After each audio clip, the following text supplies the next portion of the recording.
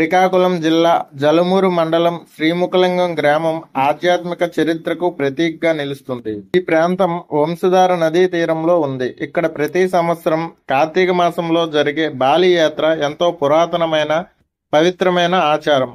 భక్తులు, సాధువులు, ప్రజలు ఈ యాత్రలో పాల్గొని నదీ స్నానం ఆచరించి దీపాలను నదిలో విడిచిపెట్టి ఇక్కడి నుంచి రైతులు వారు పండించిన పంటలను వంశధార నదీ మీదుగా తీసుకుని పోయి కళింగపట్టణం ఓడరేవు దగ్గరకు చేరి అక్కడి నుంచి బాలి, సుమిత్ర, జావా వంటి ద్వీపాలకు వెళ్లి వర్తకం చేసేవారు. ఆ యాత్ర ప్రారంభానికి గుర్తుగా జరిగే ఈ దీపోత్సవాన్ని బాలి యాత్రగా పేరు వచ్చింది.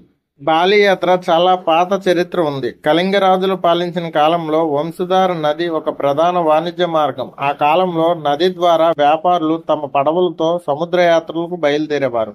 వారు ప్రయాణం ప్రారంభించగానే ముందుగా దేవతలను స్మరించి నదీ తీరంలో బలి అర్పించి ఆశీర్వాదం కోరుకునేవారు. ఆ బలి అర్పణ ఆచారం కాలక్రమేణా కాళీ యాత్రగా రూపాంతరం చెందింది. భక్తులు తమ పూర్వీకుల ఆచారాలను కొనసాగిస్తూ నేటికి ఈ ఉత్సవాన్ని జరుపుతూ ఉన్నారు. బాలి యాత్ర అనేది చాలా దశాబ్దాల క్రితం ప్రారంభమైనది. దీన్ని ఖచ్చితమైన సంవత్సరం తెలియకపోయినా చరిత్రకారుల ప్రకారం ఇది కనీసం 1000 సంవత్సరాల నాటి ఆచారం. ప్రతి సంవత్సరం కార్తీక పౌర్ణమి రోజున ఈ యాత్ర ప్రారంభమవుతుంది. కార్తీక మాసం హిందూ సాంప్రదాయంలో అత్యంత పవిత్రమైన నెలగా పరిగణించబడుతుంది. ఈ నెలలో నదీ స్నానము, దీపారాధన చేయడం ద్వారా భక్తులు తమ మనస్సును, శరీరాన్ని శుద్ధి చేసుకుంటారని నమ్మకం. అందుకే వేలాది మంది భక్తులు శ్రీముఖలింగం చేరి వంశధార నదిలో స్నానం చేసి దీపాలను ప్రవహింపజేస్తారు. ఈ యాత్ర 2024లో పునఃప్రారంభించడం జరిగింది. చరిత్రను మళ్ళీ జనబాహుల్యంలోకి తీసుకుని విశిష్టమైనటువంటి కార్యక్రమం. తల్లిదండ్రులకు ఈ రోజు కాలంలో చాలామంది శ్రద్ధా కార్యక్రమాలు చేసే పరిస్థితులు లేదు. అటువంటి వాళ్ళందరికీ కూడా ఇది ఒక అవకాశం లేని వాళ్ళు, తల్లిదండ్రులు కర్మలు చేయలేనటువంటి కనీసం ఈ రోజు నాడైనా వచ్చి వాళ్ళందరూ కూడా వాళ్ళ తల్లిదండ్రులు గుర్తుపెట్టుకొని ఇక్కడ శ్రీముఖలింగేశ్వర సన్నిధిలో ఈ వంశధార నదిలో దీపాన్ని, ఒక జ్యోతిని వెలిగించి నీళ్ళ తర్పణం ఇవ్వడం ద్వారా వాళ్ళందరూ ఆత్మకి శాంతి కలుగుతుంది. జన్మనిచ్చినటువంటి తల్లిదండ్రులకి మనం రుణం తీసుకునే వాళ్ళు. ఈ కార్యక్రమాలు జరిగినటువంటి వాళ్ళందరూ కూడా తల్లిదండ్రులు జన్మనిచ్చినటువంటి బాలి యాత్ర ఎందుకు వచ్చిందంటే, ఇక్కడ ఒకప్పుడు ఇది కళింగ దేశం.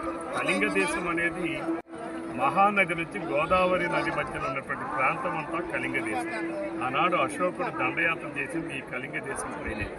కొన్ని లక్షలాది మంది ప్రాణాలు కోల్పోయారు.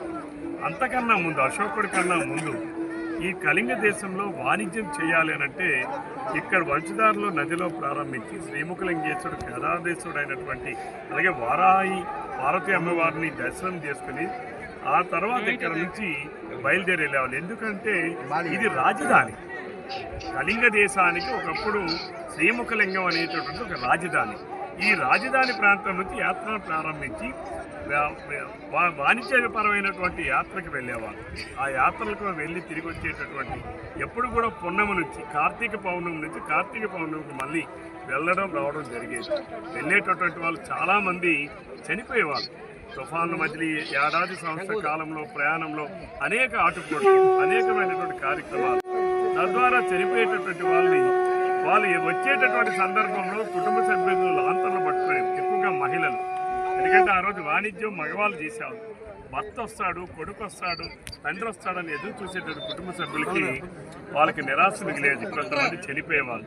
వాళ్ళందరికీ వాడు ఎప్పుడు చనిపోయాడో తెలియదు, ఏ రోజు నాడని చెయ్యాలి. అందుకనే ఆ రోజు నాడే వారికి తెలిసింది. కాబట్టి పుణ్యక్షేత్రంగా ఉన్నటువంటి శ్రీముఖలింగేశ్వరుడు కూడా ఇది మరో కాశీగా పిలబడినటువంటి ప్రాంతం. ఇది శ్రీముఖలింగేశ్వరుడు సన్నిధిలో ఉన్నటువంటి వంశధార నది పరివాహక ప్రాంతంలోనే, వంశధార నదిలోనే దీపాన్ని వెలిగించడం ద్వారా కార్తీక పౌర్ణమి రోజు నాడు కార్తీక మాసంలో తల్లిదండ్రులకి నీళ్ల తర్పణం ఇవ్వడం ద్వారా, ఆ చనిపోయిన వాళ్ళకి నీళ్ల తర్పణం ఇవ్వడం ద్వారా వాళ్ళందరికీ కూడా ఆత్మకి శాంతి కలిగించేటటువంటి కార్యక్రమమే ఈ బాలి యాత్ర.